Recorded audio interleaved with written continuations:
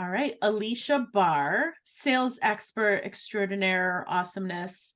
Welcome to the Positioning to Profit podcast.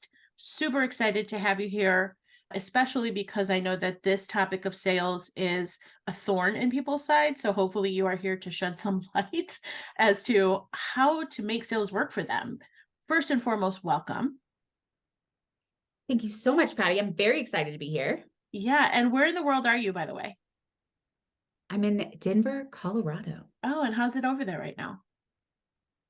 It is finally 70 degrees and sunny. Here too. I'm just outside of Chicago, and it was so nice to go out this weekend, and I went for a walk. Same. It almost makes me tear up when I'm in the sunshine. All right, so tell us a 3-minute story about your background. How did you get to what you're doing now? Yeah. Okay. I had a career in sales, selling advertising for a big corporation. So I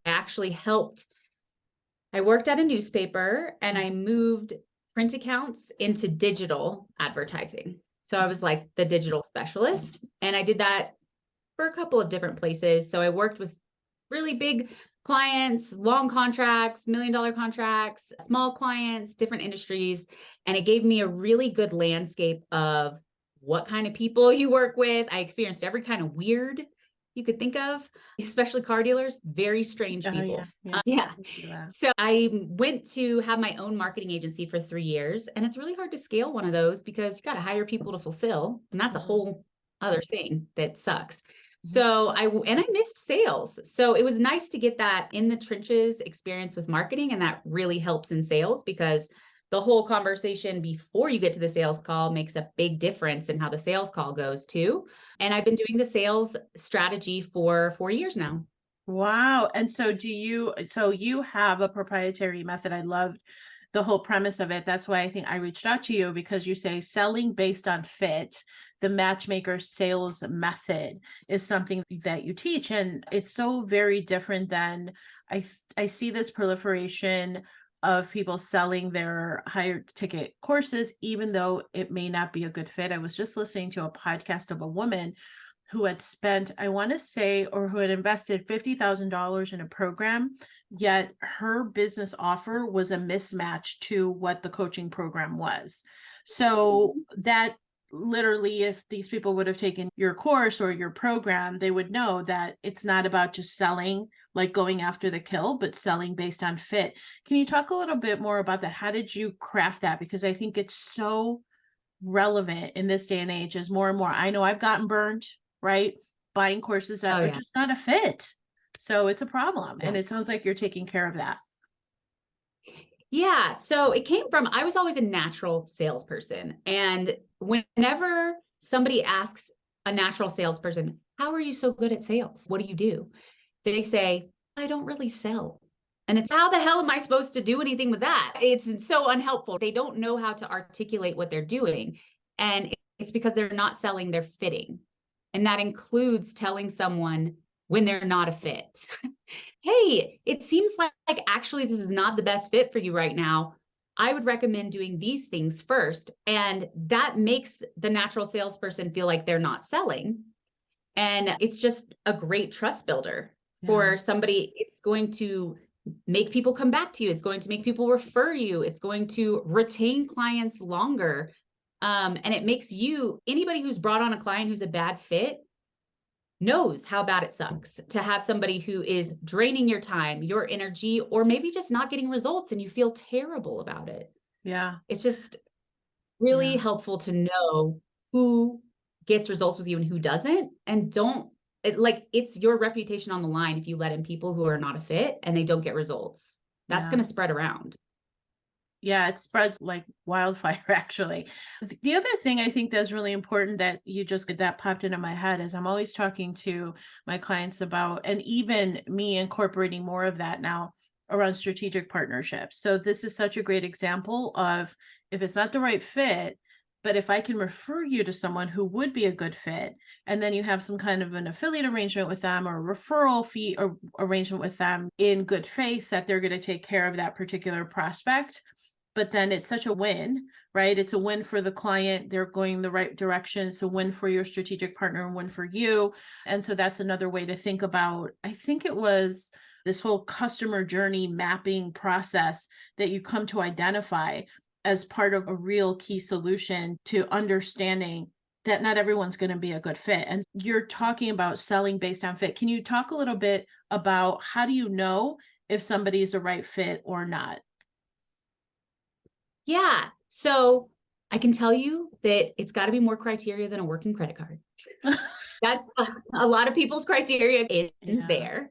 So you want to think of it like dating, right? You're not going to marry just anyone. There are questions you got to ask to know if we're a good fit. Do you want kids? How are you with finances? Those kinds of things that make it a really quality relationship. And it's the same thing when you're talking to a prospect. So some of the questions that I do a deep intensive with a diagnostic process with my clients, and some of the questions that will uncover that are, think of the people that you do not get results for. What patterns do you find among those people? That person is not a fit. Who do you not like working with? And what patterns do you find among those people?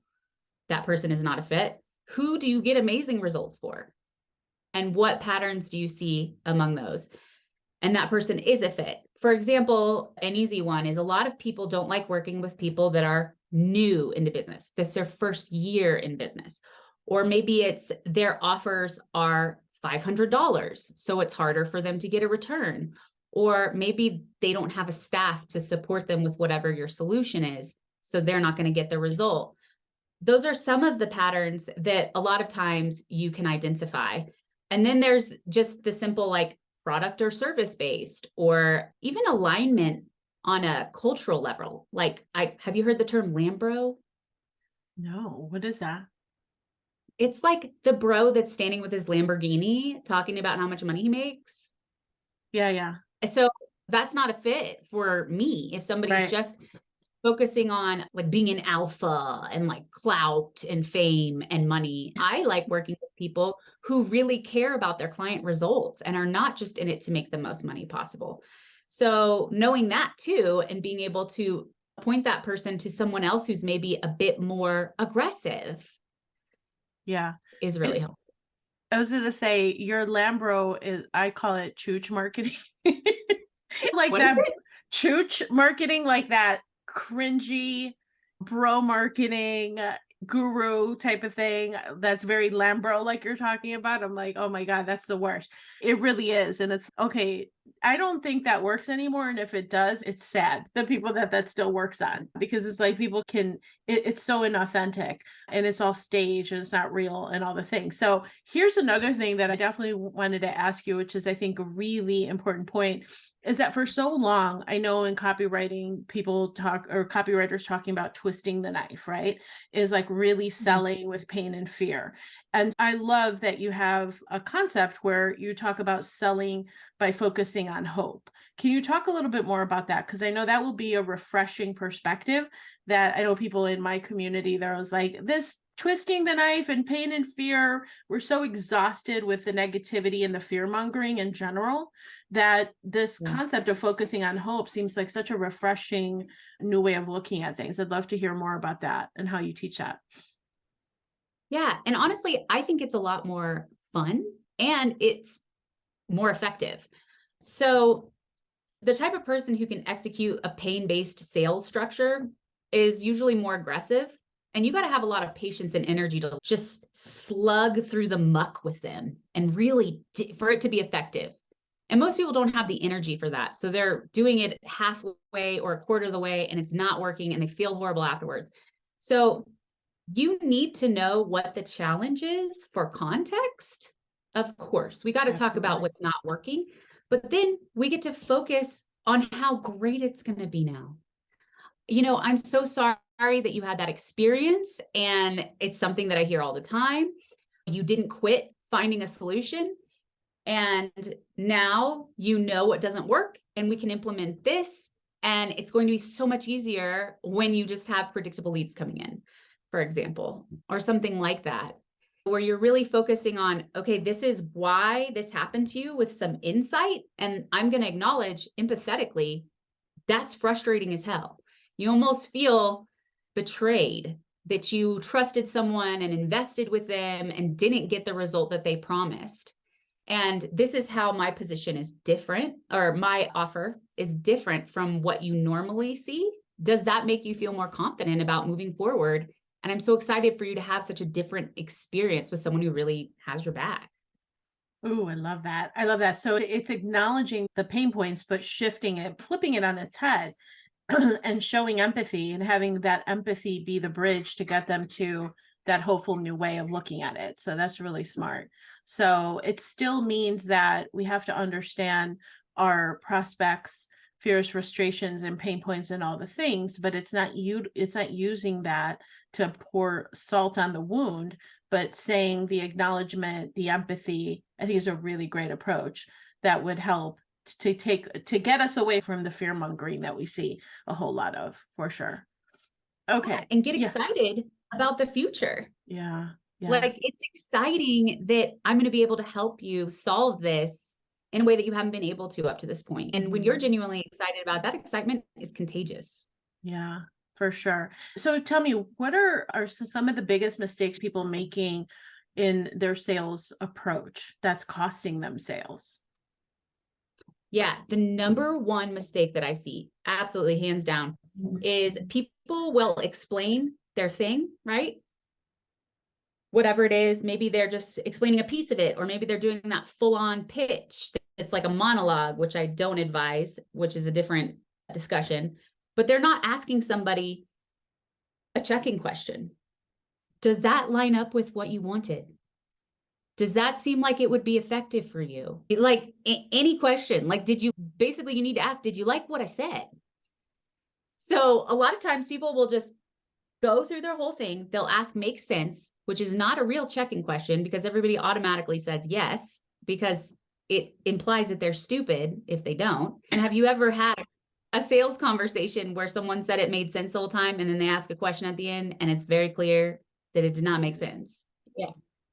And then they'll ask at the end, any questions, which is way too broad. You want to ask questions that are going to give you an answer specifically that you want. Is anything missing that you wish was included?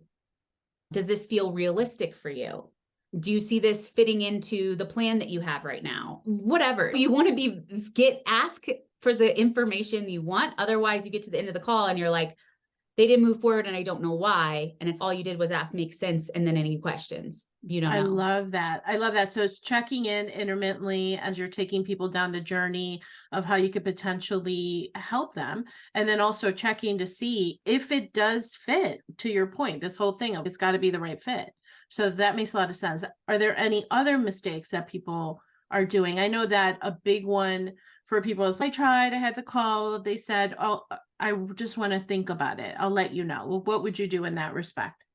Yeah. So let me think about it is usually an indicator that something is unclear. A lot of times they're confused about something. So you don't want to ask, what are you going to think about? But you want to ask what they're going to do at that time. Yeah. Do you have some people that you're going to talk to? Or are you going to do some research? Or you want to understand like what they're trying to do with that time to make this clearer for them. And if you ask those checking questions throughout the call, you're going to have a way better understanding of why somebody wouldn't move forward. And one of the really powerful things you can do when somebody says, let me think about it, is, okay, in the conversation at some point, you want to say, everything checks out for me, that you're a fit and someone we could get results for. I don't see any red flags like you're expecting results in 30 days, or you have an unrealistic goal, or you need me to be on demand for you, or whatever those things are. Let them know. And then you would say, when somebody says, let me think about it, say, yeah, based on our conversation, I don't see any reason you wouldn't get the results that we've been able to get our other clients, because you had those pieces in place that we talked about. Is there a concern that you might be an exception and that this wouldn't work for you? So it's just like you're mining for information, mining to see where they're at in their process and how they're processing everything that you're saying. And the truth is that every sales call, every prospect, including you, Patty, including me, everybody, when we hear the price, we think, but what if it wouldn't work? What if I would spend that money and I would be wrong and that money would be wasted and that would suck? And so I want to think about it. And it's the fear that everybody's having. And so if you're able to ask specifically, is there a concern that you would be an exception and this wouldn't work for you? They could say, I don't know, because that. And then you can have a conversation about it and understand if that person really isn't a fit that it wouldn't work for, or if they are. So having that conversation out in the open about, let's be real, are you worried you're just going to be special, can really help give them the clarity they need. And then you really want to empower them when they go to think about it, frame what you want them to think about. So if you can find a way to do this faster and more affordably or whatever, I don't know of an option, go ahead and do that. Let me clarify, this is the goal you want, and this is the timeline, and that's what we do. I don't know anyone else who does it in this way. That's what I would want to think about. What is the alternative plan? If you don't do this, what are you going to do? Because a lot of times people don't have an alternative plan. It just feels safer to say no and be in the same spot. But it's really important for them to understand that is a decision that still has powerful results. And the result is you're in the same exact spot. So do you have an alternative option? Because I support you either way. I just want to know that there's a plan. Right. If it's not me, that's fine. I love that. I love it because it's like, I'm so detached from the outcome. I'm here to help you, but I'm not exactly like, you're like, at the end of the day, this is your choice. You have to choose what's right. It's just my job to put the options in front of you very clearly so that you know where you want to go. And I think this whole concept of detaching, I think a lot of times people get so attached to the sale. They're looking at it from the perspective of, oh my God, I have to close the sale. I have to close the sale because I have to, I don't know, pay my rent or whatever. Like people get really tied into that. I have a question for you on sales calls, because this is something that is really important. Is there anything that you would recommend that people can do before the call that makes them more likely to say yes? Or what kind of pre-work can be done before that call? Yeah. So a lot of times it depends on what kind of marketing funnel you have going on, but there are emails or a video that you can send out beforehand that really prep somebody for a call. And the information that you want somebody to have before a sales call is why you're different. Because if you have to educate on the call in addition to sell, it's just too many hoops to jump through. That's a lot of heavy lifting. So you really want to talk about the issue that people are having and think about your competition, right? When people work with your competition, what do they consistently say that they don't like about it? What are the complaints? And what about your solution solves that so that they don't have that experience with you? And that's the kind of thing that you really want to talk about before the sales call. So they come knowing why you're different and how your approach works for somebody with this problem who's looking for this result. And then how do people stop spending so much time on sales calls? Yeah. So a lot of people do not have a form for somebody to fill out before they book a call. And they're scared to send one because then what if I get less calls? If somebody can't take 5 minutes to fill out a form, they're probably not an ideal client. That is a very small bare minimum. And a lot of people feel like, oh, if I take more calls, then I'm going to have more sales. But that's not true, because if you're just spending a bunch of time on sales calls, you're going to be drained and you're not going to be excited for the calls. You're going to show up. Is this going to be a waste of my time? Is it not? I don't know. But if you know that person is a fit, this is exactly the person that you help and you knock it out of the park for, you're going to be excited for that call. And you can let somebody know ahead of time, hey, I see that you're at this point in your business. That's not really my sweet spot, but I have someone I can refer you to. You can reach out ahead of time and reschedule that call, point that person somewhere else. And it comes back to knowing what makes somebody a fit and having many of those questions on the form. So like, for example, who's somebody that I worked with really recently? Oh yeah. Someone who she helps med spas. So what's important for her to know is if the person is the decision maker that's coming to the call, of course. She wants to ask, do they offer laser services? Because that's what she needs them to offer for her to help them. She wants to ask what is most important to them. And if it's like getting new leads, that's not her. She's helping people optimize the customers they already have. So those kinds of things, it really help. You want to think about what makes somebody fit. How many years have you been in business? Do you have a staff supporting you right now? How many people? What's your income? Some people feel weird about that. It depends on what you're selling. Anyway, I hope I'm giving like a good baseline for everybody to think of internally. Absolutely, because I think I agree with you on the application. What happens in the absence, I have found, of having an application is that people will get on a call and they're going to be giving away free advice. And so what happens is that people walk away, they got a bunch of advice. They're like, oh, that was great. Thank you. And I literally will have clients that say to me, I wouldn't, I'm like, because you were teaching or you're giving a free coaching call. This is not a sales call the way that it's modeled. And when you have an application, that person, to your point, and I couldn't agree with you more, is that they have to take the time to submit that application, so to speak, so that it shows that they're in fact serious, they're ready.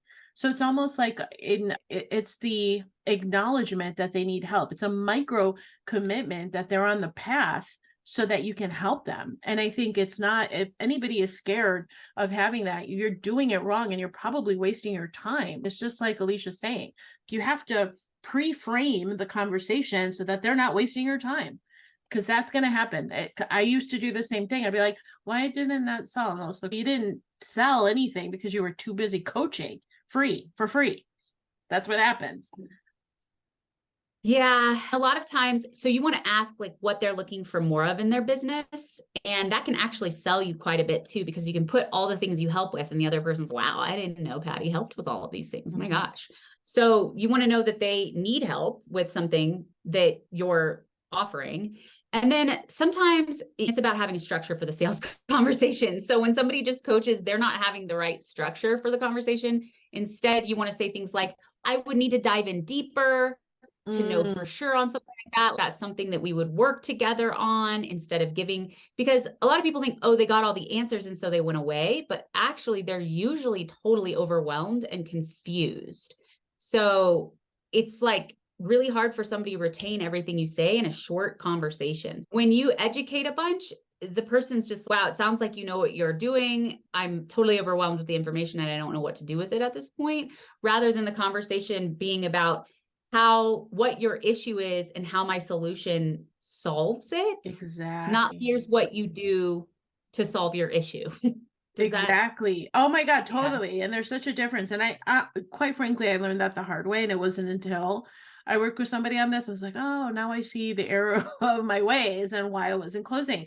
And it's subtle, but it's meaningful because it's all about what you are putting out there in terms of this is what we're going to go through. And here's how I can. So I go back to, I'm tongue-tied. I go back to the idea that you have to pre-frame the conversation properly. Otherwise, it's going to go off rails is really what it comes down to. So I couldn't agree with you more.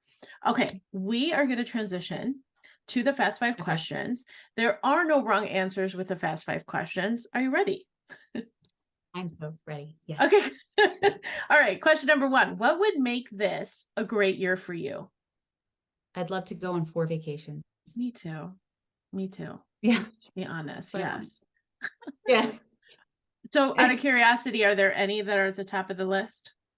And like any locations? Well, yeah. So I think that we're going to go with our friends to this place, Sayulita, Mexico, which is like a little bit of a hidden gem. Ooh. For families. So for Thanksgiving, we're going to go there. That's so good. Oh, wow. I love missing a big obligatory holiday with lots of fuss, like to be on a beach. Yes, that sounds so inviting. Oh, wow. That's so cool. Okay, number 2, what would you consider your greatest achievement so far? Oh, man. I think it's finally figuring out how to put words to what every natural seller is doing so that other people can do it in a way that's natural. So they can sell. It took me years to finally articulate it in very few words. Yes, it's so true. The simplicity of it is actually the most challenging part of it, right? Like, how do you synthesize all this stuff that you know and make it simple? It's really, it takes time for sure. A person, place, or thing. What is one thing that inspires you? I think it's really inspirational when I see people who had all the excuses not to do something, do the thing anyway. Like against all odds. I'm like a big underdog person, you know, all about the underdogs. I love that. Yeah, those are my people. What is one thing you wish somebody would have told you before you started your entrepreneurship journey? Probably the biggest thing that you need to work on and grab a hold of is your mindset, because your mind sabotages you about imaginary things that aren't real all the time.